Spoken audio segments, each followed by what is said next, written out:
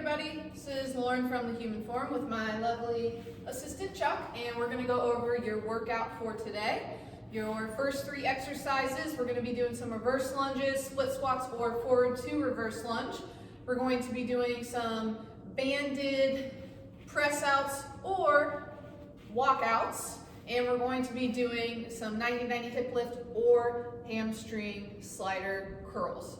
So our first exercise is going to be that reverse lunge or split squat. So for our first variation, we're going to do regular split squats. Both feet are going to be on the floor. Working leg is the front leg here. You want to have the back leg just there for balance and stability. What you're going to do is you're going to slightly lean forward to help keep the weight on your front leg, and you're going to slowly lower yourself towards the floor in a controlled manner. Once you get to a comfortable depth for you, you're going to push yourself back up just until this back leg is straight. So we're going to come down. We're going to end with a bent knee position here so that we don't lean back and push ourselves back onto that back foot. So we'll be keeping constant tension on this front leg as well. So if you need some assistance, you can hold on to anything nice and stable, whether that be a counter or if you want to use a broom. Okay. Next variation is we're going to have those reverse lunges. So the motion or the movement is going to be focusing on that front leg just like the split squats, but instead of just moving down and up, we're going to move back and then back forward. So we're going to start both feet together, lined up. You're going to step back, but again, focus on keeping most of your weight on that front leg. Pull yourself back up. Slight forward chest lean. Keep yourself on that front leg. You want to make sure that you don't shift your weight back to the back leg like this. If you do, you'll feel a ton of work here on that back quad, and that's not what we want to be focusing on. So you're going to slowly step back, pull yourself back up. Last variation is going to be a forward to reverse lunge. So we're doing 2 different lunge variations here. So you can start by going forwards or backwards. Back here.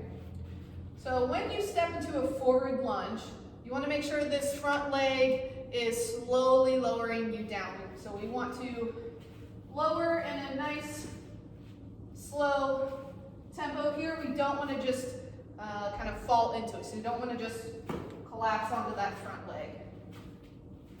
Okay, so after we step forward and push yourself back here, and then you're going to go into a reverse lunge. So we're going to step forwards, working this leg. When we step back to the reverse lunge, then you're focusing on that opposite leg. Making sure you're not stepping so far forwards that you have to kind of sway yourself back up. All of those variations are going to be 8 to 12 each leg, okay? Next, we're going to be working some core. So you're going to take your band. He's done with this video. All right, you're going to take your band. You're going to grab it with the outside hand for all variations, no matter what variation you're doing. Grab it with the outside hand. Inside hand covers. Keep it at your chest as you walk out, so there's some tension in the band. Make sure our knees are slightly bent. We want a nice, slightly tucked hip and glute position, and our ribs are down, so we're not flaring up. So if you're doing your press out variation here, it's going to be for 5 breaths. Okay, so we're nice and tight. We're going to exhale. Hands are staying in line with the center of my body. So I'm not cheating by going out here, okay? And if you can't press out without this happening, then you need to step back in, get a little less tension on the band, okay? So press outs again is gonna be 5 breaths or 5 reps. Next 2 variations, well, 1 variation, but next 2 levels is going to be our press out walkout. So what you're gonna do here is set up that exact same way. Exhale, press out. Keep that out position as you take 3 small steps out, 3 in. So you'll notice my knees are staying tracking over my feet, meaning as I step out, my knees aren't going in between my ankles or feet. So we're not taking too big of a step and having to kind of swing that band to you. So we're here. 3, 3, okay? 3 out, 3 in 3 times, then flip the other way, same thing on that side. Last, we're gonna have some glute and hamstring work. First variation is gonna be a 90-90 hip lift. So use a couch, a chair, a coffee table, whatever you have. You're gonna set your heels up on that surface. Knees and hips are around 90 degrees. I'm gonna find my glutes and hamstrings first. So I'm gonna keep the rest of my body relaxed. Drag your heels down to the box a little bit. And we're going to scoop our pelvis like a dog tucking its tail. So from here, I'm feeling glutes and hamstrings. Keep this tension as you slowly lift your hips up. You can reset that scoop at the bottom.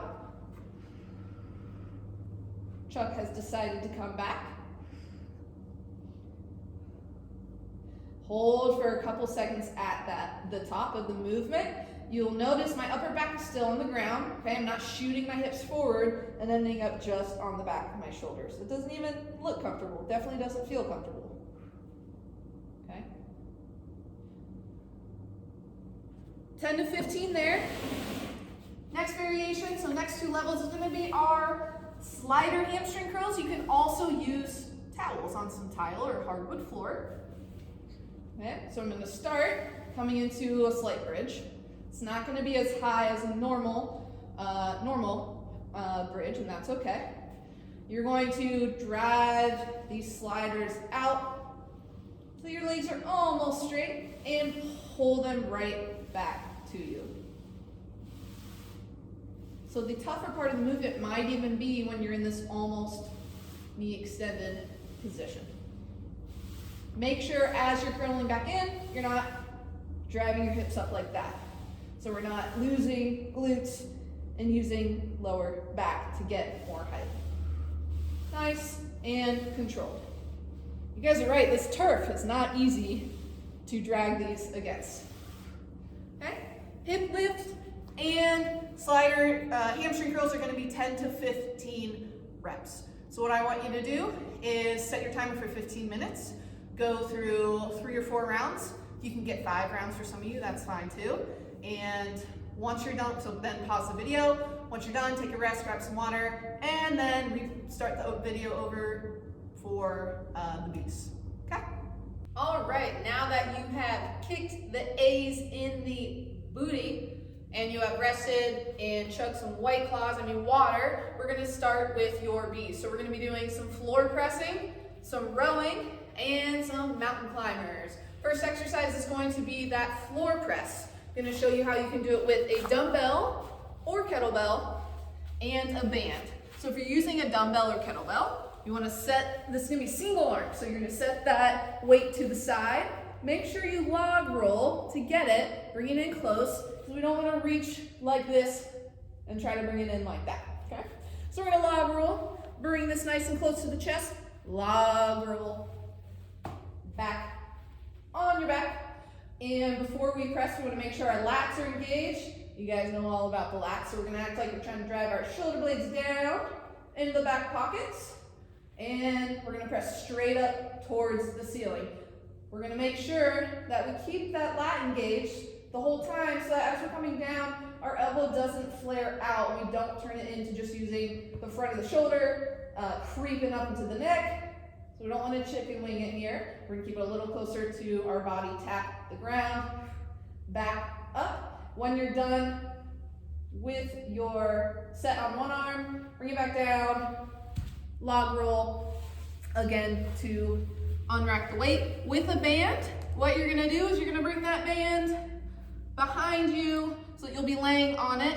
Whichever arm you're working, you want there to be less length in the band on that side. So you're going to lay back, Make sure it's nice and tight under you. Still engage the lats. Shoulder blades come down. Elbow is slightly diagonal. And again, we're pressing straight up towards the ceiling. The rep's going to get more difficult as you press up, as tension increases in that band.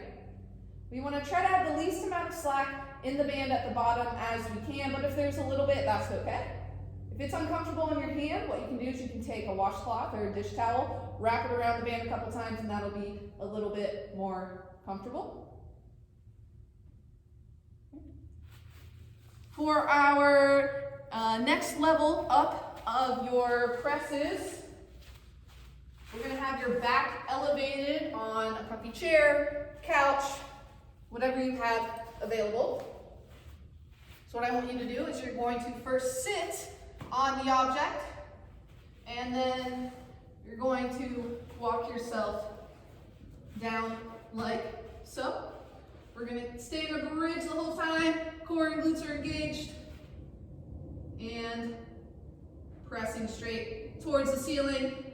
You'll get a little bit more range of motion in this down movement because there's no floor in your way. You can also use a shorter object. Okay? Bring this close to your chest. Shimmy your way back up. And make sure there's something behind you so that doesn't happen. Something behind the object. Okay? All right, that is going to be 8 to 12 each arm. Next exercise is we're going to be doing some rowing. We're going to do a 3-point row. So you're going to grab your weight and edge of the box should be cutting your body in half. Our legs are decent, our feet are decently set up away from the object so that we're not super close, rounding our back to get the weight up. Make sure you push yourself away from the box here. Ribs are down, everything's nice and tight in the core. And focusing on driving our shoulder blades back, controlling the tempo back down. Back stays nice and flat. We don't want to hyperextend. We don't want to also do this. Making sure as we pull that weight up, we're pulling more towards the belly button, not towards the chest. Another way you can do this, you can stand on a band. So you'd have to set up more like this. Band is here. But another option that's good is you'll attach the band to something in front of you. Sturdy couch, anything you have that's heavy enough. You're going to grab the band. So it's coming from a little bit different angle, but we're still focusing on that mid and upper back. You set up the same way, and you're going to row.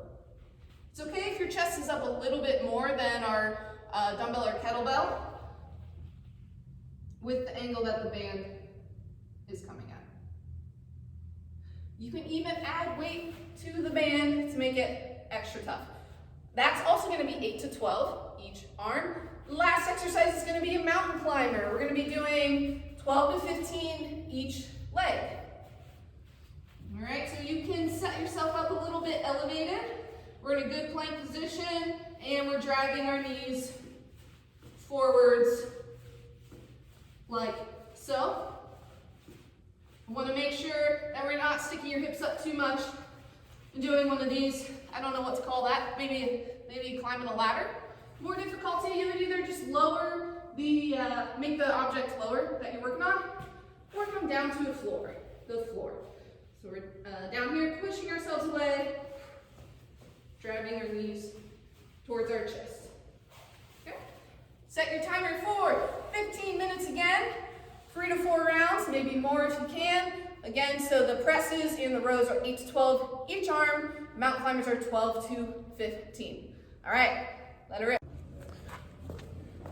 All right, so for your finisher, we're going to be combining 2 exercises. You're going to do one for 30 seconds, then you're going to rest for 30 seconds. If you don't need that much rest, that's fine, take less. Then you're going to do the other for 30 seconds and repeat. The first exercise is called a walkout, and I'll be going over another variation you can do. What you're going to do with the walkout, you're going to start standing, and you're going to squat down, bend down to the floor. You're going to walk your hands forwards until you're in a plank position, and then walk yourself back up. So you don't need to keep the legs straight as you're walking down and up, but you can, okay? Walk out, making sure we're not swaying. Making sure we're not swaying as we're coming back up.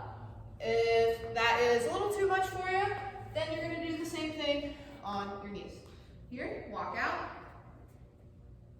walk back up. Make it a little tougher on the core. You can walk your hands further out. At the bottom of both variations, we're keeping our glutes engaged, core nice and tight, not letting the lower back drop. So then you're gonna take that 30-second rest. After the rest, you're gonna go into squats. Okay, so we're just gonna go 30 seconds of squats. 30 seconds, I would aim for getting between maybe 15 and 18 reps. If you have weight, grab your weight and perform a goblet squat. If you usually squat to a bench or more of a box squat, you can bring out a chair, or if you're at a park, you can squat down onto a bench. You're gonna perform 5 to 6 rounds of that. So again, that's 30 seconds of walkouts, rest 30, 30 seconds of squats, rest 30, and you're gonna do that 5 to 6 times. All right?